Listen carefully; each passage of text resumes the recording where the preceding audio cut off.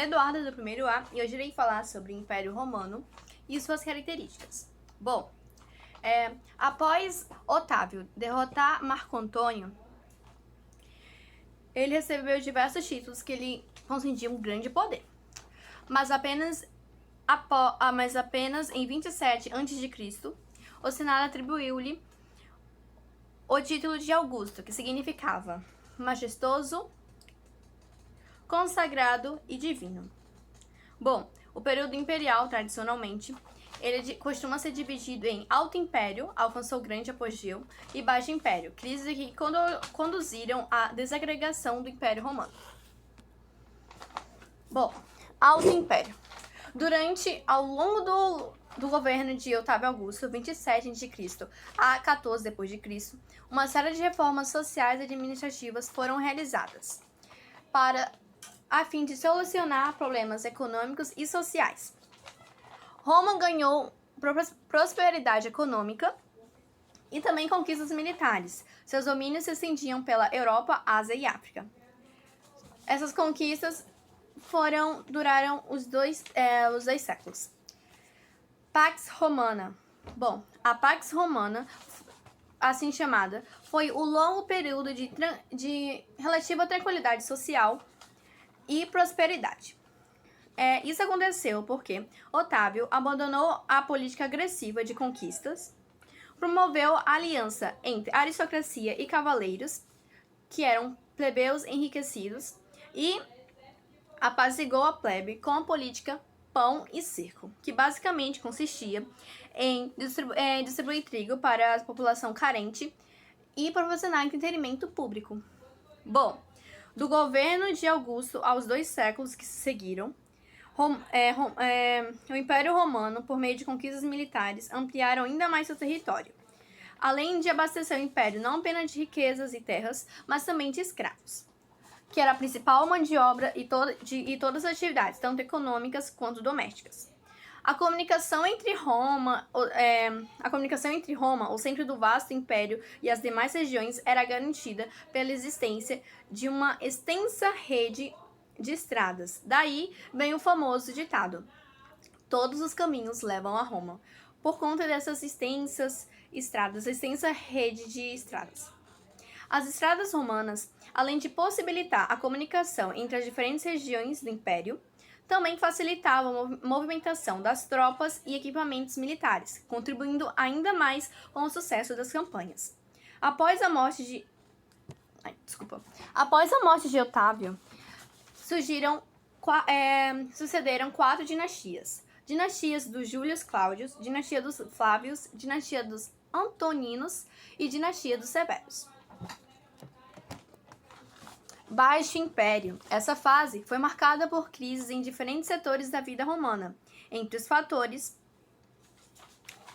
que contribuíram para essas crises destacam-se elevados gastos públicos com estrutura administrativa e militar, aumento dos impostos para custear as despesas do exército e da burocracia administrativa, crescimento do número de miseráveis entre a plebe, os comerciantes e os camponeses, desordens sociais e políticas provocadas por rebeliões, tanto das massas internas quanto dos povos submetidos, os escravos.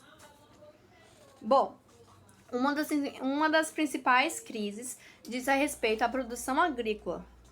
Por séculos, os escravos foram a principal mão de obra nas grandes propriedades rurais. Entretanto, com a diminuição das conquistas, o reabastecimento dos escravos foi começando a ficar mais difícil. Além disso, com o passar do tempo, os romanos passaram a ser menos hostis, fazendo com que seus povos conquistados tivessem até um pouco mais de direito, dos seus próprios direitos. Ou seja, os povos dominados deixaram de ser escravos.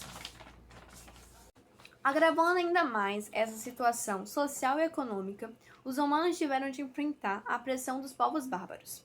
Os povos bárbaros eram pessoas que moravam além das fronteiras romanas, não falavam latim e tinham diferentes costumes, por isso eles eram chamados de bárbaros pelos romanos. Divisão e declínio do império e invasão bárbara. A cada dia ficava mais difícil proteger o imenso território e o exército tinha de utilizar seus recursos. e a economia começou a sofrer os efeitos das invasões, já que tinha que custear as despesas do exército, que eram altas. Com a morte de Teodósio em 395, o grande Império Romano foi dividido em Império Romano do Ocidente, com sede em Roma, e Império Romano do Oriente, com sede em Constantinopla. Essa divisão foi feita porque acreditava-se que seria mais fácil de defender as fronteiras se fosse separado. Roma mostrava-se cada vez mais corrompida pela discórdia, pela indisciplina no exército e pela falta de entusiasmo das populações miseráveis. Ao contrário dos bárbaros, que mostravam-se ter um exército bastante disciplinado e com bastante vigor. Também quem facilitou bastante foi o aumento do cristianismo, já que as pessoas abandonaram os templos e começaram a migrar para novas igrejas nas saídas das cidades. E acreditavam-se que a religião seria melhor que a política. No século V d.C., o império estava em pedaços. Em 455 d.C., os hunos saquearam Roma. Em 476, o último imperador de Roma, Rômulo Augusto, foi deposto por Odocro, rei dos Hérulos, um dos povos bárbaros com origem germânica.